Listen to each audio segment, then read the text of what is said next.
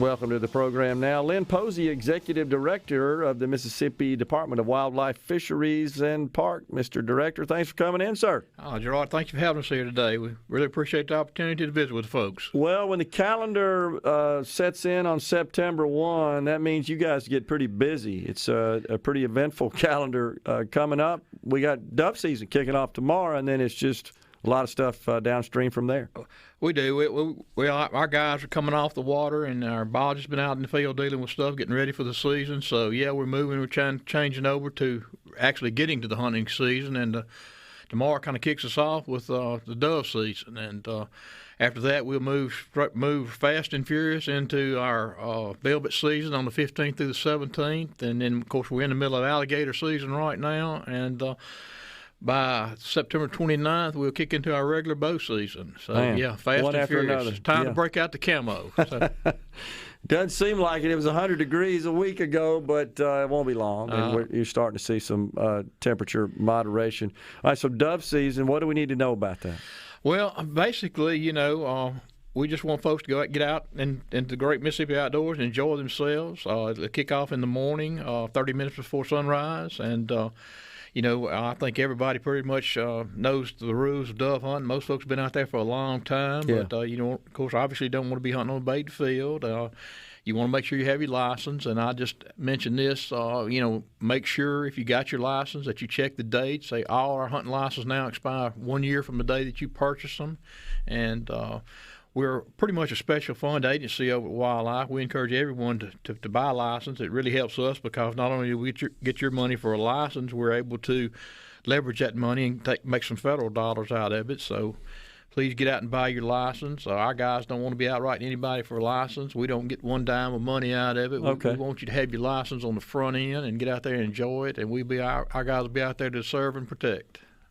Are our seasons fairly consistent with our neighboring states, or do we maybe have a situation where there's different times that we draw people from other states? Well, migratory birds, we have a framework that we have to set. Every state has a certain framework they can set the migratory bird season in. But, yes, basically all the federal migratory bird seasons are the same with a little adjustment from each state. And we have a little adjustment within the state for different zones. Our northern zone opens on September the 2nd and goes through the 15th. Our southern zone opens on September the 2nd and goes through the 24th. And we adjust them because the doves tend to stay in North Mississippi sometimes later than they do in South Mississippi. Okay, that makes total sense. All right, what about, I was asking you this offline, what about your team? You in good shape at the department there? We are. We have to thank the legislature for giving us a good budget to work with, and that's what we're doing. Getting kind of off the hunting subject for just a minute or so, we've doing a lot of work in our state parks thanks to a lot of good funding that the legislature promised us, and Lieutenant Governor has been really good in pushing that effort forward for us. But one of the things I would like you listening folks to know that we will be closing some parks because we're on a major renovation on these parks, and we're closing Percy Quinn, Roosevelt, and Paul B. after Monday for really we still have day use there, but we're going to have to close some of the park down due to infrastructure and things of that nature. But you can still welcome to come there during the day. And in some places there'll be a few cabins open. Some places there'll be, some camp pads open. But a lot of the work going on in the parks is renovating the camp pads because our camp pads were built years ago when everybody had a small camper. Now everybody's got a great big camper, and we're just really upgrading there. Well, that makes total sense. What about on the fishing scene in the state of Mississippi? What's that looking like? Well, been a lot of fishing going on. Legislature passed some guide rules for some of our major lakes up there, requiring license for guides, residents and non-residents. So we've been watching that being implemented, and the fishing was really good. We're still catching the 3- and 4-pounders in Grenada, so that's a big attraction for folks coming in. So that's why we had to start doing some regulating of the guides up that way on some of the bigger reservoirs. But, yeah, fishing is always good in the state of Mississippi. A lot of opportunities everywhere for all different kinds of fish. What about this giant alligator? He was a good one. Good grief. I think caught 18 years ago and tagged. And Really? Came I didn't back. know that. Yeah. It was tagged 18 years ago, I believe, and of course wound up being 14.3 or 14.2, something like that, and a little over 800 pounds. So yeah, it was quite a record. Wow. You think there's more out there like that? I'm sure there is. Sure they're out there. It's a big one's caught every year. That just happens to be one that got just a few pounds, a few inches to break the records. There's some tremendous gators out here, and of course we're in the process of trying to regulate taking some of them as our biologists recommend. Lynn, what about the weather? How has that affected populations? We of Central Mississippi, as you know, we've had a drought. I don't know that it rained in the month of August that much in a lot of areas.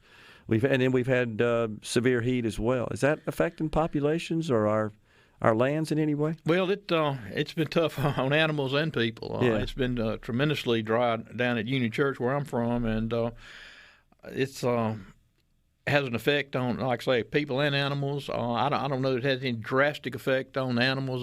They're survivors, so they get out there and find the shade, and you know, and just like we find the air conditioning and all. So, no, at this point in time, drought can have a catastrophic effect on our deer herd if the blue tongue comes in. But so far, we hadn't had any outbreaks of any of that anywhere in the state yet. So we're hoping we don't get that.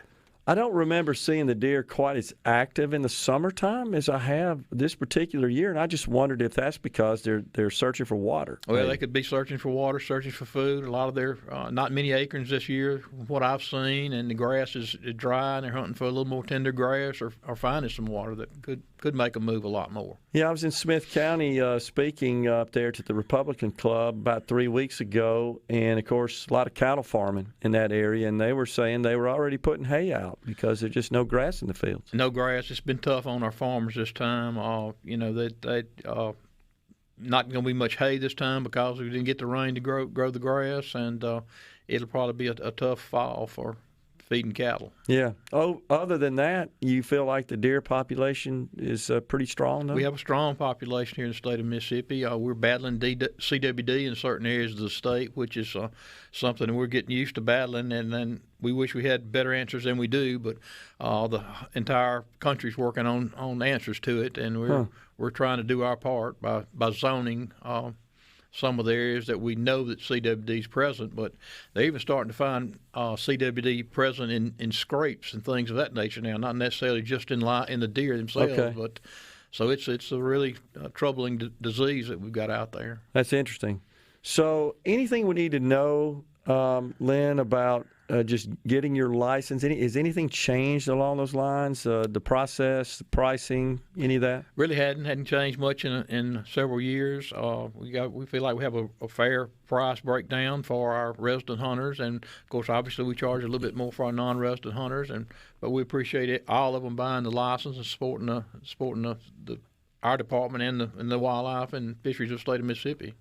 They've been out setting these food plots out, it seems like, getting ready. Don't plant them too early, unless you got some water. That's the only thing I would say. But yeah, folks are out spraying them, starting to get them disc, and, they'll be ready to put some seed in the ground as soon as it starts to get a little moisture there. Yeah, I was visiting with the Mossy Oak biologics folks a couple of weeks ago, and they were talking about, I guess, some of these new seed materials that will just retain their viability once you plant them, waiting for the water to come. I mean, they have some duration. Yeah, well, it's amazing what they've done with the seeds. The technologies have advanced in the seeds and the planting material that you have, just like they have in everything else. What about safety courses, Lynn? Always important. Anything we need to know there? Hunter education. Under 16, you need to get your hunter education. You can do it online. It's not hard to do. We still offer some in person if somebody would like to do that. You can look on our website and check that out, and we'll do it either way. But please go get it. It's important. Gun safety is extremely important. And then you got, of course, your enforcement wing as well. I know they're busy. What do folks need to be aware of there? Well, just from an informational standpoint, we've got about 173 officers now, and we just graduated 12 yesterday. So we're adding to our force, and we'll probably start recruiting a new class before too long. Start sometime next spring. So, but officers will be out there. They are there to protect and serve, but they also are law enforcement officers, so they have to enforce the law. So that's why we want to tell everybody to get their license, have a plug in the gun, and don't shoot more than 15 birds on opening day. Have fun, respect the law. That's what it. it's all about. That's Lynn it. Posey, Executive Director of Mississippi Department of Wildlife, Fisheries, and Parks, has been our guest on Middays. Thank you for coming in. Thank you for having me. Yes, sir. We're coming right back, stepping aside for a break in the Element Well studio.